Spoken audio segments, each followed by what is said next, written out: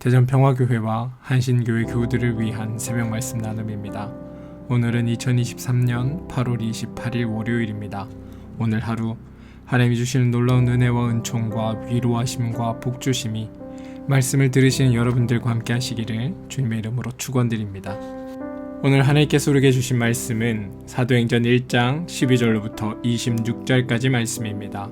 사도행전 1장 12절로부터 26절까지 말씀입니다. 제자들이 감람원이라 하는 산으로부터 예루살렘에 돌아오니 이 산은 예루살렘에서 가까워 안식일에 가기 알맞은 길이라. 들어가 그들이 유하는 다락방으로 올라가니 베드로, 요한, 야고보, 안드레와 빌립, 도마와 바들로메, 마테와 및 알페오의 아들 야고보, 셀롯인 시몬, 야고보의 아들 유다가 다 거기 있어 여자들과 예수의 어머니 마리아와 예수의 아우들과 더불어 마음을 같이하여 오로지 기도에 힘쓰더라.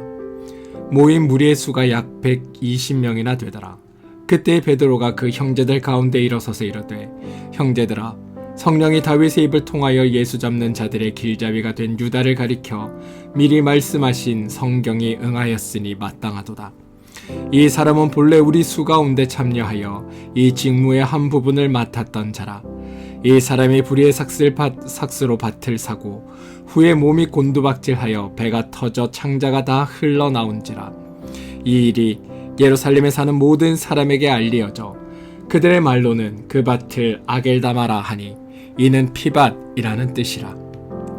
시편에 기록하였으되 그의 거처를 황폐하게 하시며 거기 거하는 자가 없게 하소서 하였고 또 일렀으되 그의 직분을 타인이 취하게 하소서 하였도다.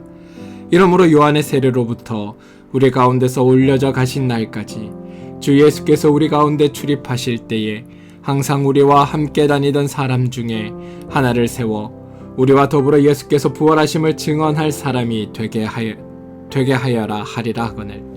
그들이 두 사람을 내세우니 하나는 바사바라고도 하고 별명은 누스도라고 하는 요셉이요 하나는 마띠아라.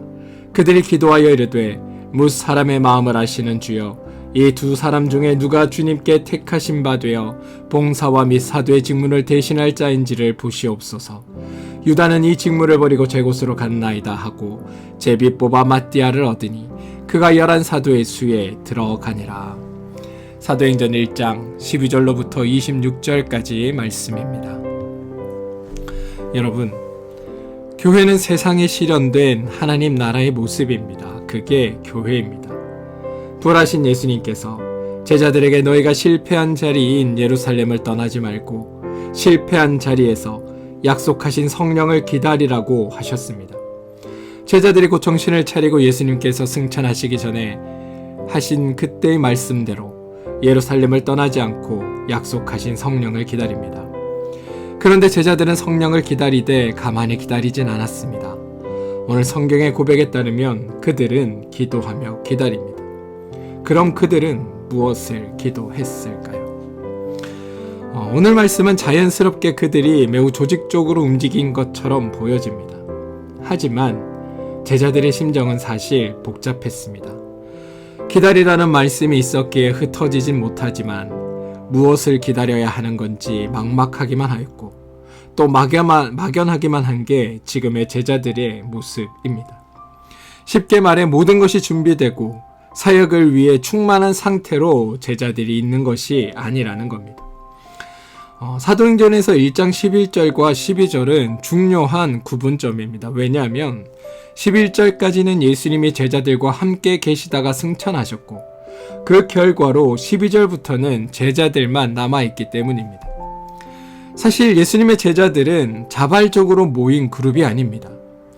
예수님이 공생애 동안 예수님이 직접 모은 사람들을 모아놓은 그룹이 바로 제자들입니다.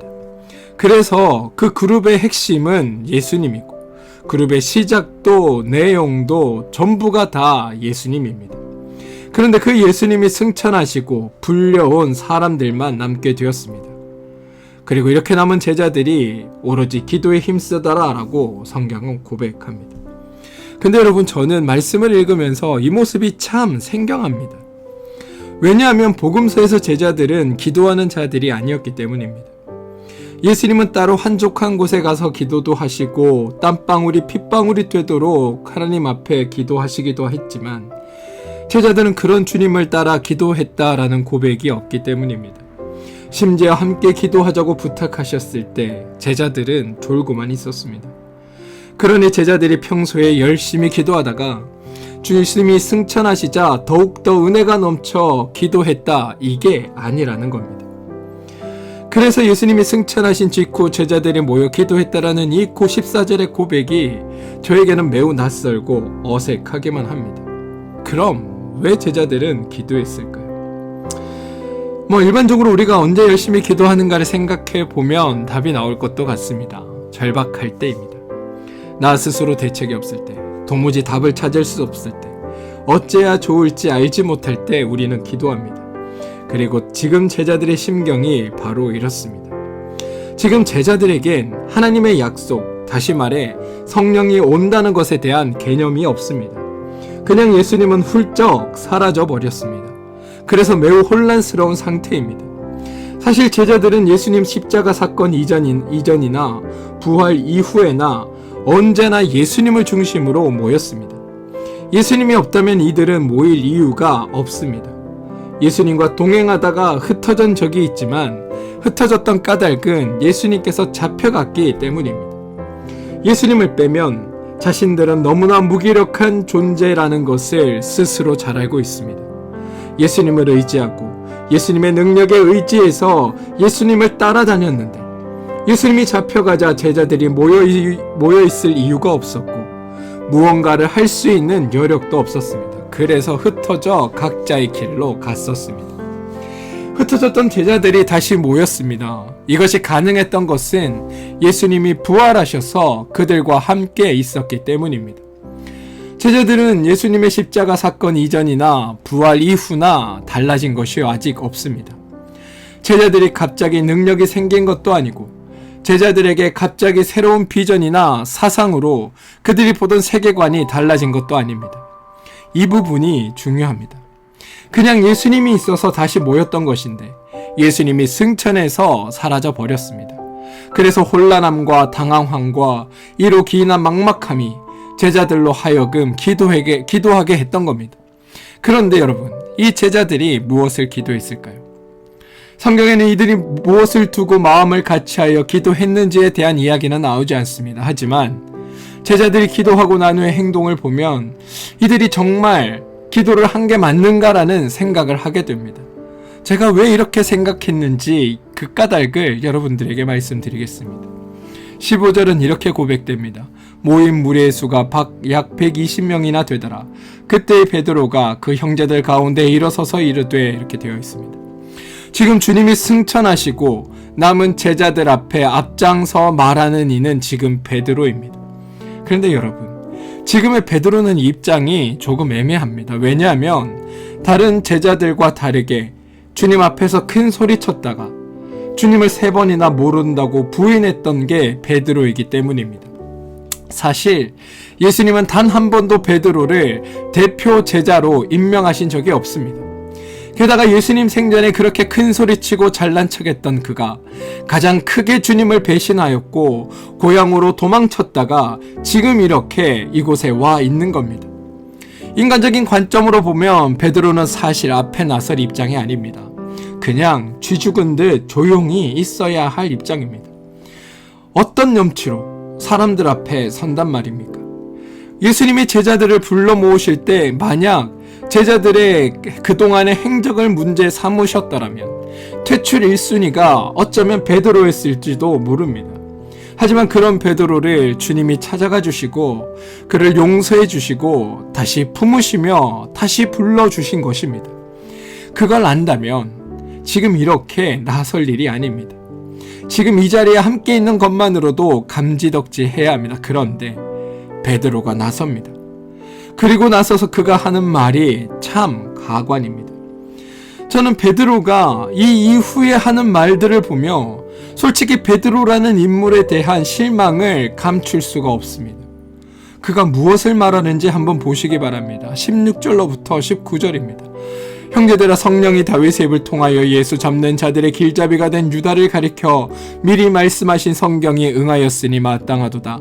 이 사람은 본래 우리 수 가운데 참여하여 이 직무의 한 부분을 맡았던 자라. 이 사람이 불의의 삭스로 밭을 사고 후에 몸이 곤두박질하여 배가 터져 창자가 다 흘러나온지라. 이 일이 예루살렘에 사는 모든 사람에게 알려져 그들의 말로는 그 밭을 아겔다마라 하니 이는 피밭이라는 뜻이라. 지금 무슨 말을 하고 있냐면 베드로가 유다가 예수님을 잡아가는 일에 길잡이가 되었고 그것으로 인해 유다가 죽은 것이 마땅하다라는 이야기를 하고 있는 중입니다. 유다가 죽은 게 마땅하다라는 겁니다. 그리고 이게 성경에 응한 일이라고 이야기하고 있습니다. 그런데 여러분, 지금 여기 모여있는 사람 중에 주님 앞에 떳떳한 인물이 몇 명이나 있습니까? 다들 주님의 잡혀가심과 십자가에 달리실 때, 그리고 무덤에서 사흘 만에 부활하시기까지 다들 도망했던 자들 아닙니까? 언제 하나님이 이 사람들에게 타인을 정죄할 권리를 주신 적이 있습니까? 예수님을 넘기는 일에 가담하지 않았을 뿐이지 베드로가 예수님을 3번이나 모른다고 부인한 일은 잘한 일인가요? 따지고 보면 50보 100보 아닙니까? 그런데 유다가 죽어 마땅하다, 성경에 응했다라는 이 말을 하는 베드로는 정말 이 사람이 제정신인가 하는 생각을 하게 합니다. 주님께서 이 말을 하셨다면 이해할 수 있지만 베드로는 이 말을 할 자격이 없는 사람입니다. 예수님을 십자가에 못 박도록 한 유대의 종교 지도자들도 성경을 근거로 예수님을 죽이려 하였습니다. 그런데 베드로도 성경을 근거로 유다가 죽은 것이 마땅하다 말합니다. 도대체 그들과 베드로가 무엇이 다르단 말입니까? 성경은 하나님의 말씀이고 하나님의 마음의 핵심은 우리를 사랑하는 것에 있습니다. 하나님은 죽어가는 사람도 살려내고 싶어 하시고 행여 우리가 우리의 죄로 말미암아 죽음을 당해도 안타까워 하시고 긍휼히 여기시는 분이 우리의 하나님이십니다. 하나님의 사랑이 얼마나 크면 그의 아들인 예수 그리스도를 통해 그를 십자가의 달림으로 말미암아 우리를 구원하기까지 하셨겠습니까?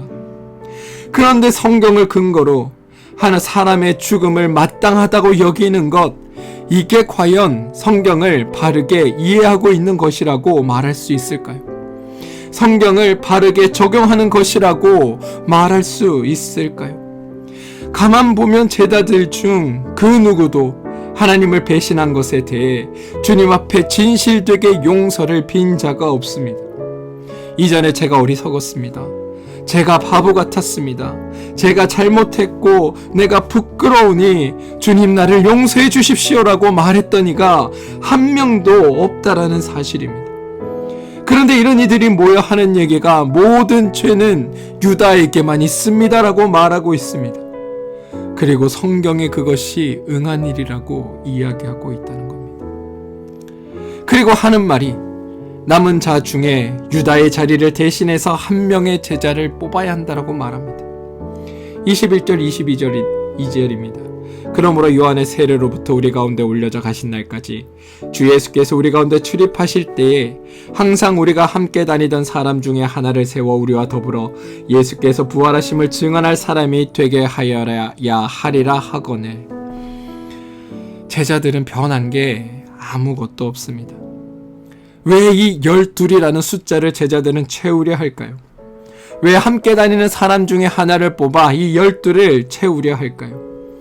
12이라는 숫자가 그렇게 중요했다면 예수님께서 부활하신 후 40일 동안 제자들과 함께 계실 때 이 12를 채우지 않으셨겠습니까? 그동안도 모든 제자는 예수님이 직접 뽑으셨습니다. 만약 주님이 자신의 사역을 이 12에게만 위임하고 가시는 것이었다면, 그래서 12의 역할이 결정적으로 중요한 것이었다면 예수님이 직접 뽑아놓고 가셨어야 한다는 겁니다. 그런데 여러분, 지금 주님도 하지 않는 일을, 예수님도 하지 않으신 일을 제자들이 자기들끼리 모여 하고 있습니다. 지금 제자들이 하는 일은 자신들이 여기 모여있는 사람 중에 특별하고 우월하다는 것을 보여주기 위해 하는 행동입니다. 하나를 더 뽑아 12이라는 상징적인 그 숫자를 채움으로 말미암아 12의 의미를 그곳에 모여있는 사람들에게 강조합니다. 그러면서 자연스럽게 이 12명이야말로 하나님의 진정한 제자이고 누구보다도 특별하고 우월하며 중요한 존재라는 것을 사람들에게 인식시키는 작업을 지금 이 한 명을 뽑음으로 하고 있다는 겁니다. 그래서 이 모습은 제자들이 주님 앞에 나와 천국에서 누가 더 큽니까라는 묻던 그 제자들의 모습과 겹쳐 보이기까지 합니다. 사랑하는 성도 여러분, 저는 오늘 말씀을 묵상하며 우리의 모습이 이렇지 않은가라는 생각을 하게 됩니다. 우리는 주님 안에서 주님의 부활과 승천을 보며 우리는 하나님 안에서 참으로 변화되었습니까? 기도하고 말씀에 집중한다고 하면서 하나님의 말씀을 가져와 누군가를 죄인으로 만들고 차별하고 구별짓고 혐오하고 미워하는 자리에 나는 서 있지 않습니까? 그러면서 그런 사람들과 나를 구분지어 나는 선한 존재 혹은 더 믿음이 좋은 존재처럼 나 스스로를 높이고 있진 않습니까? 기도와 말씀을 이용하여 나의 정당성을 확보하는 일에 열을 올리고 있진 않습니까? 정말 참으로 고민하고 돌아봐야 할 일입니다. 오늘 말씀을 보면 제자들이 마음을 같이하여 기도했다고 하는데 도대체 어떤 일에 마음을 같이했고 무엇을 기도했는지 당초에 모르겠습니다. 많은 그리스도인들이 기도를 핑계로 하나님의 말씀을 핑계로 사랑하라는 주님의 말씀과는 벗어나 타인을 죄악시하고 더 나쁜 놈을 만들고 그래서 나의 옳음을 증명하는 일에 하나님의 뜻을 사용합니다. 그러다 정작 사랑하라고 말씀하시는 하나님, 사랑이신 하나님과는 전혀 다른 선택과 전혀 다른 삶을 사는 게 우리의 모습은 아닌지 돌아봐야 합니다. 주님은 유다의 죽음이 마땅하다고 선언하지 않으셨습니다. 빈자리가 있으면 안 된다고 강조하지도 않으셨습니다. 꼭 12를 채워야 한다라고 말씀하지도 않으셨고 너희 12만이 가장 귀한 나의 제자라고 말씀하지도 않으셨습니다. 사랑하셨기에 죽으셔야만 했던 주님의 십자가의 죽음을 보고서도 자신을 버린 제자들을 기꺼이 찾아와 용서하시고 다시 품어주신 주님의 마음을 보고서도 제자들은 자신들의 잘못을 돌아볼 생각은 하지 않고 모든 잘못을 유다에게 넘기고 스스로의 옳음을 확보합니다. 또한 12를 채워 자신의 우월적 지위를 확보하려 합니다. 여기 어디에 사랑에서 기꺼이 십자가를 지신 그리스도의 사랑이 묻어나고 있습니까? 이것이 이들 가운데 있기나 한 것입니까? 그리고 이 말씀을 보고 있는 난 제자들과 얼마나 다르다고 말할 수 있을까요? 사랑하는 성도 여러분, 우리는 이런 제자들처럼 되지 않길 소망합니다. 오늘의 베드로처럼 되지 않길 소망합니다. 바랄 것을 바라고 구할 것을 구하는 여러분들 되시길 바랍니다. 그리스도의 사랑에 물들어 온전히 사랑함으로 말미암아 세상 모두를 품어갈 수 있는 하나님의 그 마음을 갖게 되길 소망합니다. 그래서 오늘 하루 사랑이신 하나님, 용서하신 하나님의 마음을 가지고 정죄하고 구분하기보다 품고 기도하는 여러분들 되시길 주님의 이름으로 축원드립니다. 함께 기도하겠습니다. 주님, 오늘 제자들의 모습을 보며 나의 신앙생활을 돌아봅니다. 주님, 제자들은 자신들의 과오를 어떻게 하면 단번에 잊혀지게 할지를 고민했고 그 결과 유다에게 모든 죄를 뒤집어 씌웁니다. 어떻게 하면 자신들이 특별하고 우월한 위치를 만들 수 있을지를 고민했고 그 결과 유다의 자리에 다른 사람을 취하여 12의 의미를 강조합니다. 그러면서 자연스럽게 12명은 중요한 인물이라는 인식을 심어줍니다. 그러면서도 이러한 속내를 교묘하게 감추며 성경을 언급하고 기도를 행합니다. 하나님, 그런데 이런 제자의 모습이 곧 나의 모습입니다. 우리의 모습입니다. 사랑하신 주님의 모습은 사라지고 품고 용서하신 하나님의 마음은 없어지고 사랑하라는 주님의 명령은 무시한 채 구분짓고 나누고 평가하며 나의 우월성을 확보하는 일에 더 열심히 누리 주님 이런 우리들을 용서하여 주시옵소서.